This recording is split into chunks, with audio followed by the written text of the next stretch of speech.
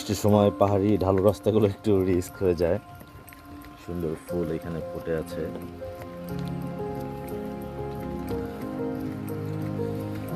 দুপুরে যখন এসেছি তখন দেখলাম এই জায়গাটা একদম শুকনা ছিল, এখন এইখানে পানি দিয়ে ভরে গেছে। এটা একটা পাহাড়িদের বাসা।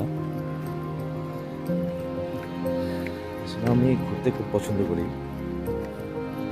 আমার বউ খুব বিরক্ত আমার উপরে, আর ওকে নিয়ে যায় না, এই জন্য ঘুরি, এটা নিয়ে সমস্যা নাই। কি সুন্দর একটা পরিবেশ, তোমাকে মিস করতেছি অনেক।